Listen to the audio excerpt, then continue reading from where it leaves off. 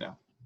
Hello, this is Drew Mahan with Cloud County Community College. I'm working with the college skills class on a project called Career Connections.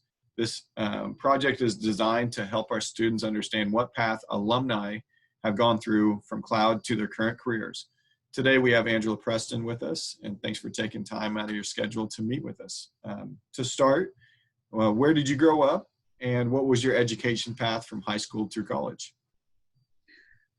I grew up in Dighton, Kansas, which is in the western part of the state, kind of near Garden City, about 90 miles west of Great Bend. So I went to Dighton High School, and I was the salutatorian. I was second in my graduating class, and I originally planned to attend K-State, which I did for a couple of years. But then I had some life struggles during my time at K-State, and I decided to leave because I wasn't really sure what I wanted to do next. So I started working, and that was in 1994, and I did not go back to college until I got, after I got married. And my husband, who's actually a Cloud County instructor, encouraged me to go back and at least finish my associate's degree.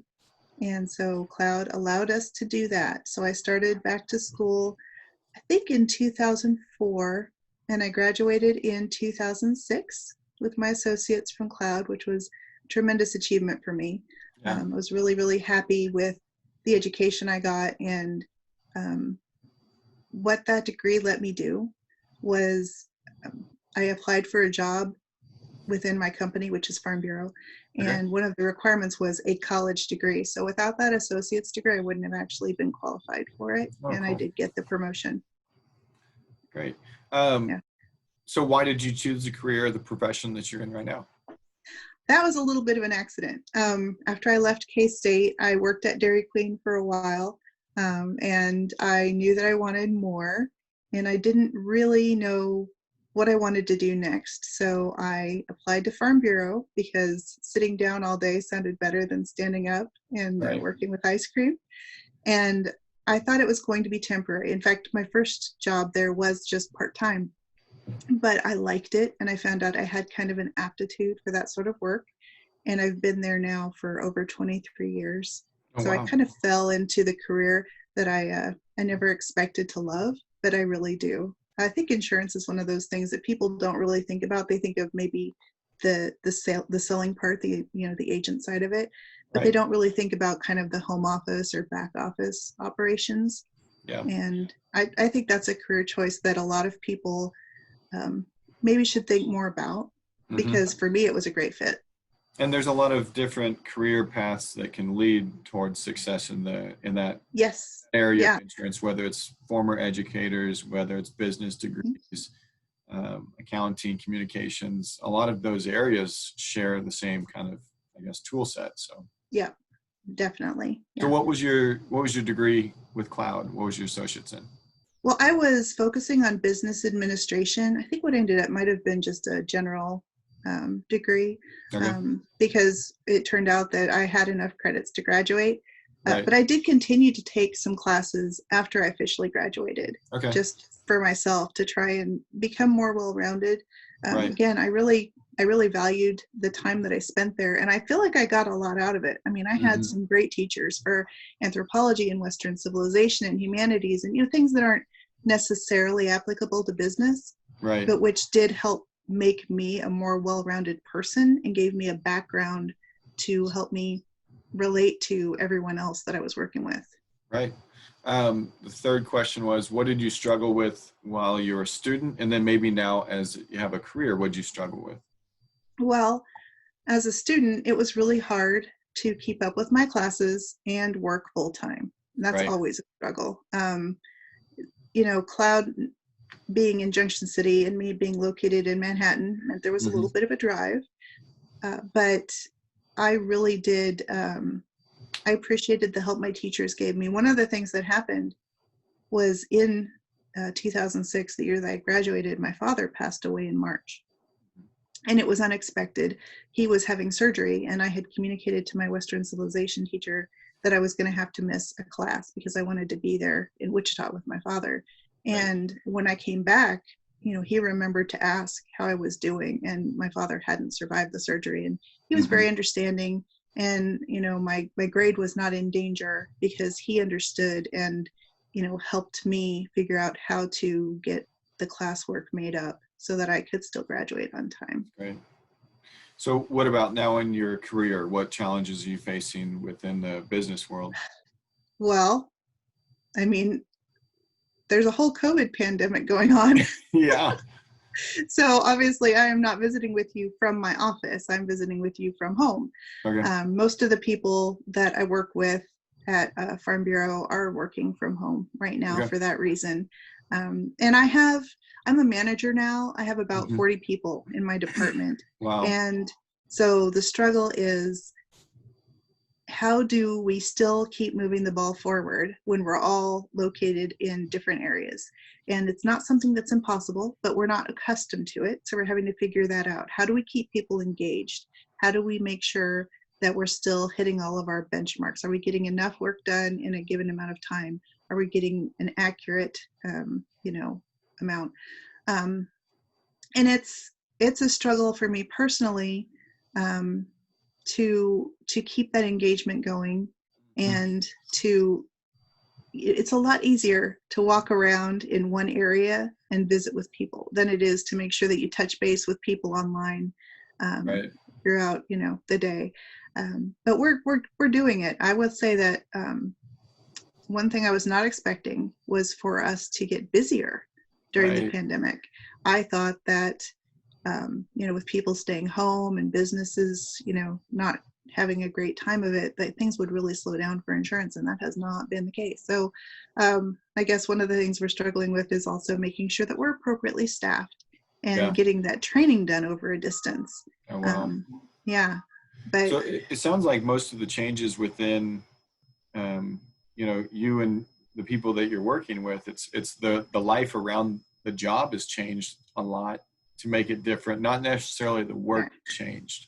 Well, and there are also work changes. I will say that you might not think about our line of work as being constantly shifting, Hmm. because it's kind of a reputation for being kind of stodgy, kind of like banking. It doesn't sound very exciting, but there are changes in regulations all the time, and as a company we are constantly trying to evolve to meet the needs of our clients. So when I started, we weren't insuring people for data breach coverage on their businesses. Oh, That wow. wasn't something that was really on the horizon. Hmm. But now that's a very hot topic. So now we offer data breach coverage so that if our people who have businesses they're insuring have a data breach, then they're covered. Things like that, constantly over time you have Right. to keep evolving to make sure that you're meeting their needs. And that means that everyone in my department has to learn how to work with that. They have to learn the new line of business. They have to learn the rules for it. They have to learn how it works on the system that they're processing on. And those systems change too. You can't use the same system in 2020 that you used in 2006. Right. And so sometimes those are gradual patches and releases, and sometimes it's an entirely new set of software. So Right. people have to be very adaptable. You never stop learning. And I think that's something important. These freshmen coming to us in the fall, they've gone through a lot of that from March Mm-hmm. to finish their senior years. So many of them, or maybe non-traditional students, they've kind of gone through some of those things as well. That I think it can be a blessing within the curse of Mm-hmm. adapting to whatever is going to be thrown at you. Many of these students are going to be working in careers that might not look the same in 4 or 5 years when they're done with their bachelor's, or when they're maybe joining a new workforce. So that's interesting. Uh, Exactly. Yeah. so you talked a little bit about how your faculty members there and your teachers really help support Yep. you. Who helps support you in your professional role?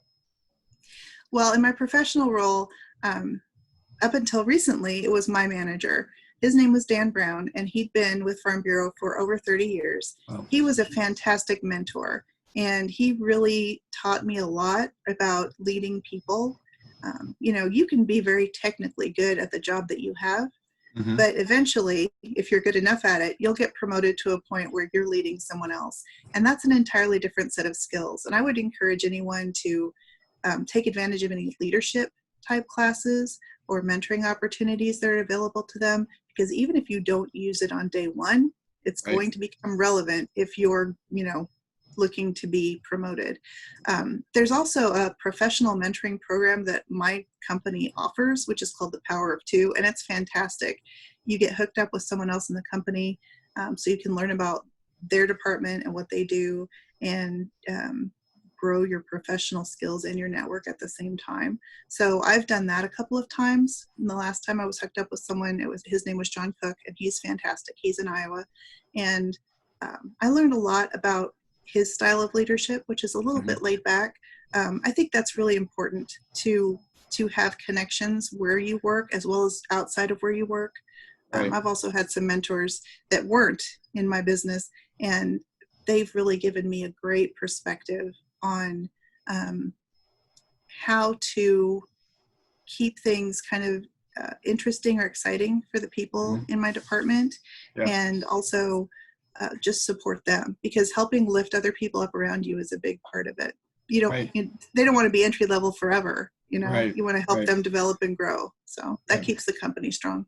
And I think finding people that challenge you is really important for our students, whether it is academics or in life or, even in a relationship, finding people that will make you grow.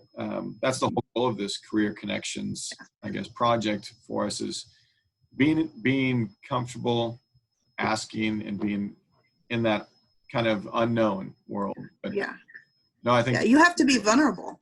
Yeah. You have to. And it's a little bit scary, because we all want to look like we're on top of our game all the time, but that's just not reality. Yeah. So no, that's really important, and even to show that success isn't a straight line. That's the biggest lesson from anybody I've talked to in these interviews, is there's always twists and turns and curveballs, but it's taking advantage of the opportunities ahead of you, and not just defining yourself, and not trying to make it too perfect.